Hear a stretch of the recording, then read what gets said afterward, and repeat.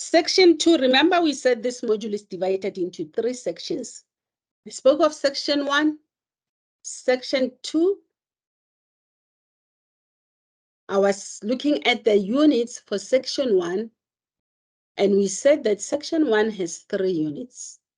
Now we are going to section 2, which has only 1 unit. And that unit is planning for grade R. The focus is on guiding you or on teaching you how you should go about planning for grade R. The learning unit name is Planning and Monitoring for Grade R Teaching. You're going to learn about what is planning in grade R teaching, what do you need to plan for grade R teaching, the reasons for planning, monitoring in the teaching and learning environment, what is monitoring, purpose of monitoring in grade R teaching. Let me share this with you. I have been a grade R teacher or an ECD teacher for more than 7 years, but I'm a primary school teacher. I started teaching in a primary school. And when I moved from primary school teaching to ECD sites, it was a new field for me. And some of the things that we were expected to do, I did not understand them. Like the issue of monitoring in the teaching and learning environment. You know, teaching in grade R takes place anytime, anywhere.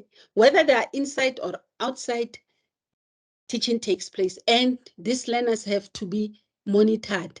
And I did not understand when the principal by then wanted us to monitor these learners when they were playing outside.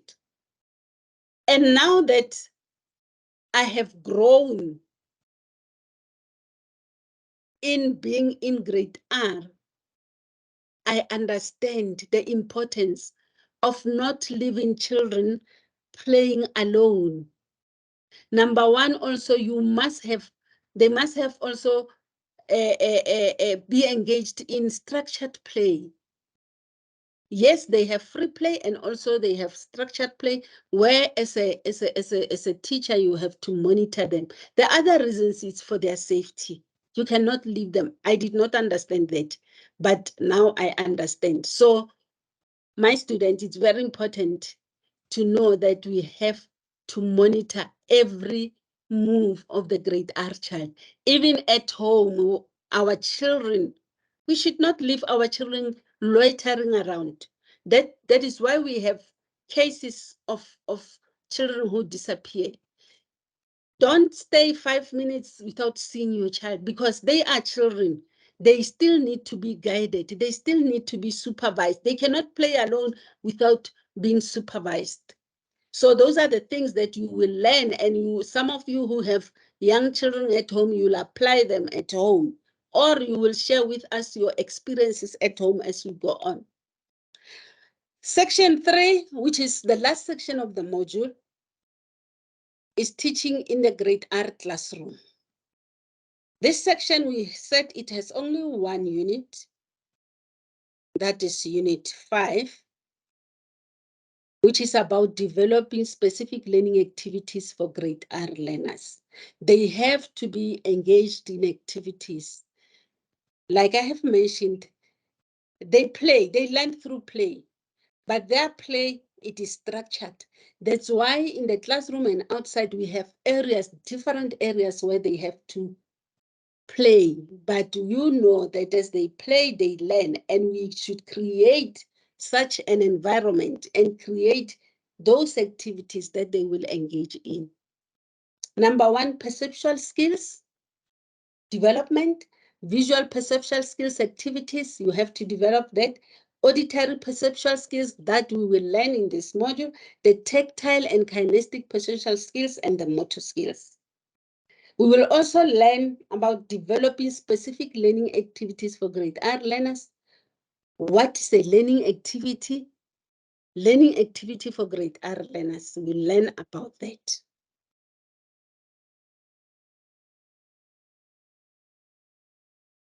This module, at the beginning, I have explained that the module is a continuous assessment module. We are not going to write examination, meaning that you must put efforts in the work that you do now. When you do an assessment, don't do it just to submit, thinking that you will have time to study for the exam. There's no exam. The module consists of 5 assessments, 4 assessments plus 1. The plus 1, actually I could have said 1 plus 4. The first assessment, which is a quiz, it's compulsory. It's compulsory assessment, and we have 4 assessments which are elective assessments.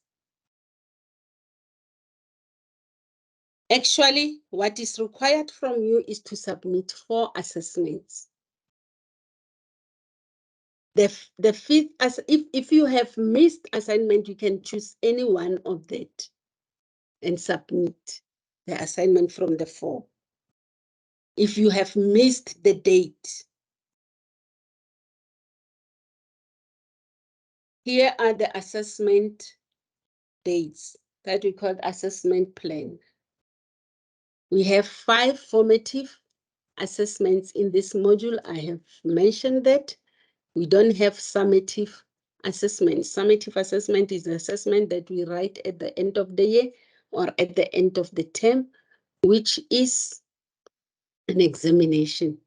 So this module GRT1501 does not have examination. I'm sure and I believe I'm not going to get an email from students asking, I have not received my timetable towards the end of the year. That shows that the student has not gone through the module, through the tutorial letter content. She read what she wanted to read and missed some important information. So I have said it that we have quiz and the due dates are reflected there.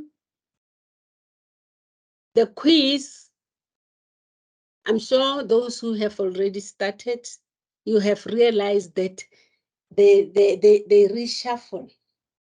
If you have opened today, the question that was at number 1, you will not find it at number 1, you'll find it at somewhere else.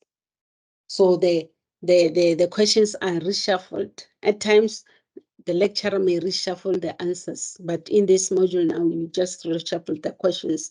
The due date is the 17th of April. Please start now. And the quiz, for you to be able to answer the quiz, you must go through the study guide, study every section, study every learning unit until to the end, because the questions for the quiz are from the whole module. I mean, whole sections of the module. The same with assessment 2, 3, 4, 5. So there's no way that you'll be able to answer the quiz or other assignments if you have not studied the module. The answers are in the module. And I think this will address sometime in another workshop, the issue of plagiarism. That as you go through the module, looking for answers, don't copy things as they are. Write in your own words. And if you have understood what you were reading about, make some notes. And you'll be able to put that in your own words that you understand. And the person who will mark your assignment will understand that. As long as it makes sense, you'll get it right. This does not mean that you should not discuss your assignment. But what is not acceptable is After you have discussed, you sit and write one common assignment and share the answers and said we wrote this together. Discuss, agree on what the answer is, and then go back and write in your own words. And don't copy. Sometimes you find answers from the internet or whatever. Don't go and copy it as it is and bring it, because that will be regarded as plagiarism. That will be a topic for another workshop. Due date for assessment 2 is June 2023. For assessment 3 is August. Assessment 4, September. Assessment 5, 10 October. So you only write for assessment. I hope this is clear. If you did not understand after listening to this recording, please, you can send me an email for clarity.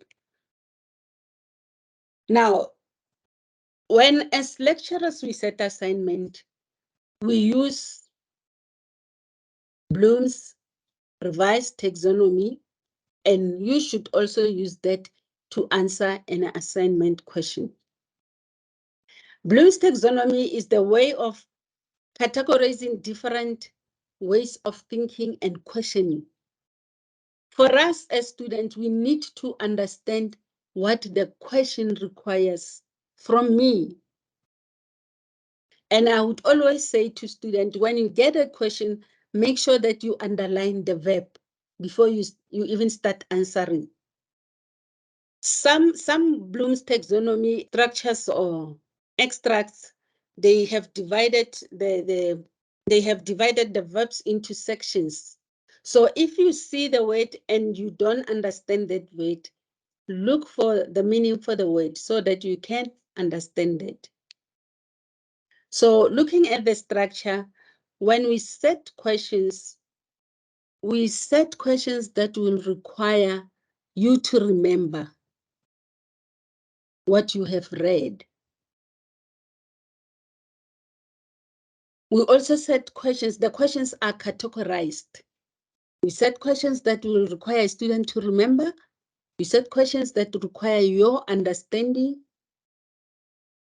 With your understanding is making sense of what you have learned, of the information that you have learned, where you will interpret the information, summarize it, explain it, or you paraphrase.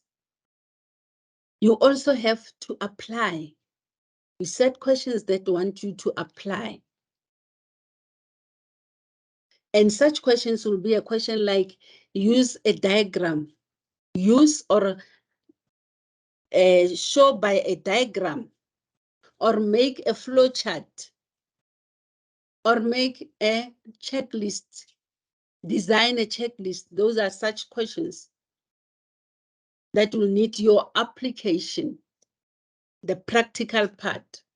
And we also set questions that will require your creativity, that will require your evaluation and your analyzing.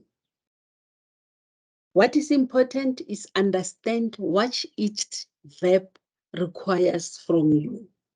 Now, the questions that would require your creativity, some of the example will be questions like build, construct, produce, design. For an example, I can say, design a great art classroom. You have just been appointed to a great art site, and you were given a classroom which is not structured according to the required setup of great art class. Then how will you design a great art classroom? Make a sketch where will show me how you will design, how that class will look like. We also have questions under evaluating, where you have to critique, to make judgment, to defend and criticize. And I'm sure this one you can answer, because we sometimes say that one like criticizing people. So You will be given a statement or a task to critically examine that task and make your own judgment. The last section is analyzing. Take information apart. When you analyze, you look at that information, you take it apart and explore the relationship. You categorize, you examine, and organize. Still, if you don't understand this term, go to the dictionary and look for the meanings of the term so that you understand. And if you have done it yourself, you will never forget. The last part is the Grade R daily classroom. We might have, this is the daily program that is in the Grade R classroom that is being used from the CAPS. CAPS is a curriculum and assessment policy document used in South Africa. I'm very much aware that we have international students. They may also might have their own daily program that has been structured by their department, but this is what we have in South Africa, but I believe they talk to the same thing. Grade R daily program is what is referred to as a timetable in other grades. But here we call it Grade R timetable. And this works very well if you do planning. We'll talk about that in the other workshop. If you do planning, if you plan your activities according to the way your daily program is structured, because sometimes it is difficult for the Grade R teachers if they use the timetable for other grades to plan their activities in Grade R. It doesn't work, because you'll find that the Grade 1 timetable, it has first to third period break, 2 periods break, last 4 periods. And from first period is language, second period. It doesn't happen like that way in Grade R. You see how it is structured, and the times have been allocated to you for that. For this activity, this is how much time you can spend. For this activity, this is how much you can spend. You'll also be directed by your learners. In one slide, we spoke about teacher guided activity. When we were talking about, I was talking about outdoor activities and transitions. I mentioned teacher guided activities. In Grade R, we do have teacher guided activities. Those are activities that the teacher have planned for them, has planned for them. We have mathematics, which are the subjects, 3 subjects that are in Grade R. We have mathematics, we have languages, we have life skills, and these subjects, when we teach them in an integrated way. I want you to take time when you go back to look at the daily program. We'll have time where we look at the daily program and how other activities are integrated as we go through the module. We have water play area, which is an outdoor activity. We have free play, fantasy play area, role play. Some ECD sites, they put that outside, some they put them inside. Teacher-guided activities, remember, and life skills, mathematics, and languages. We have routines. We mentioned that you will learn something about routines. We have routines. Routines are the things that are done daily, every day in the Grade R classroom that learners have to be engaged in, like toilet routine. You learn about them.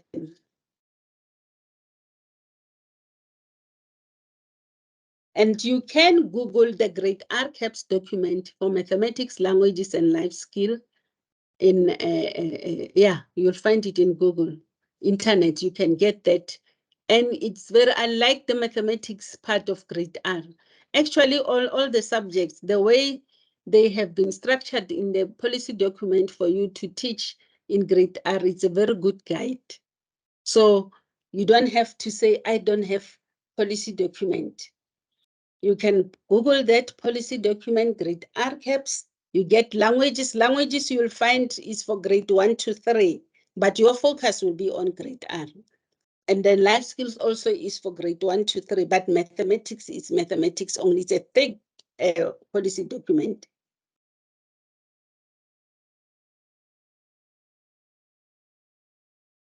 And you may also Google